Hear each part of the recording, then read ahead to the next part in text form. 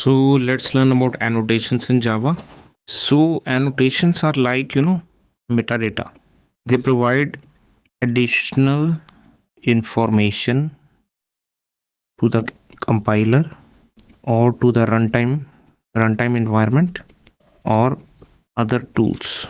They don't directly affect program execution but can influence the behavior. So there are many type of annotations. First is built-in annotations. So you would have already seen we used override annotation. Okay, it is a built-in annotation. Java had already built it. Okay, so it indicates that method is overridden from its superclass. There is also deprecated annotation for marking the methods or features which will be deprecated in the further releases. Okay, then there is also suppress warning. We can use it to suppress some particular compiler warnings. Now there are some annotations which affect the runtime behavior, influence the runtime behavior, not affect. Okay, @SafeVarargs @SafeVarargs. It ensures methods using where args does not perform potentially unsafe operations. We already learned about functional interface. So it marks an interface as a functional interface which can have only one method. We already learned about this. Okay, you can revise that section in the previous section, that topic in the previous section as well.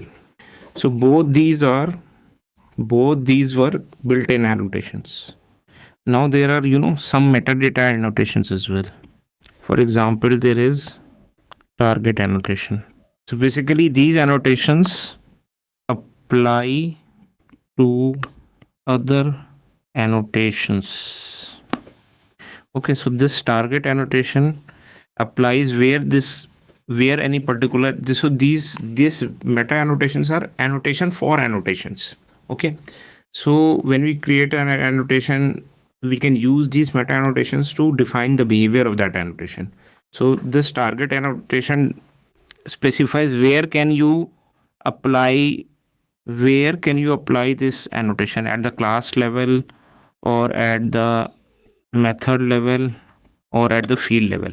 Okay, then there is retention.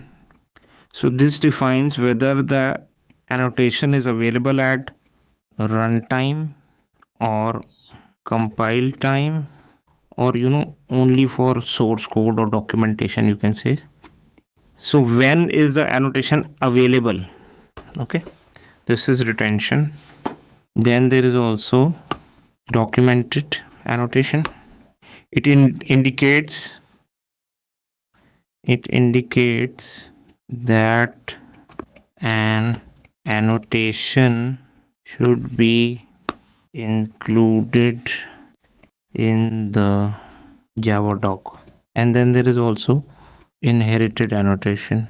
It allows a subclass to inherit an annotation from its superclass. And then the last one is custom annotations. These are the annotations that we as a developer can create ourselves. So we can define target where our annotation will apply. We can define the retention for our annotation, that whether our annotation should only be for the documentation or for compilation purposes or for runtime purposes. Till when should our annotation be available? That also we can define, and other things also we can define for our annotation. So we'll do an example for this. So in this example, we can see that we have created our custom annotation. Okay, we are calling it my annotation. Okay, so we use this interface to signify that this is an annotation. Okay, and we can have a method in that as well. So the method is value and the default, and its return type is string, and the default value or the default type also we have configured. So you can see here that we have configured retention for this annotation. Okay, so we have configured that it should be available for the runtime.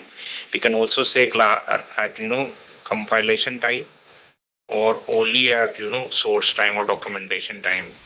So we can define any of these three retentions, and then we can define the target as well. Where does this annotation apply? So you can define at a type also, at a field also, at a method also, constructor also, where you define there only this annotation will be allowed to be applied. So we have defined method. Okay. So now in this class here, at the display method, we are applying this annotation. Okay. Okay. So at the display method, we are applying this annotation, and this annotation had this value method. So this means that you can pass the value as a property here. Okay. Here we are giving hello annotation. Okay. And in the display method here we are running, just putting a sys out. So now using reflection at runtime, we will read this value of this annotation. Okay. So here we have created a custom example object in the main method, and then we are just calling a display method, this display method of this custom annotation example class. Then what we are doing on this object, we are using reflection.get class, then get method, which is this display method, and then get annotation, my annotation to get this annotation. And then we import this annotation, and then we will do annotation.value. And ideally it should give us this hello annotation. Okay, so let's see. So right now it has executed this display method. It has printed this custom annotation example. Okay. Now we have this annotation object here. Now we call annotation.value. So it is printing hello annotation. If we even don't give this value, then let's see what happens. Okay. If we run this again, in this case, you see it is printing the default value, which is configured. Earlier we were putting a value, so it was giving us that value only. And now it is giving the default value. So this is how you create an annotation in Java.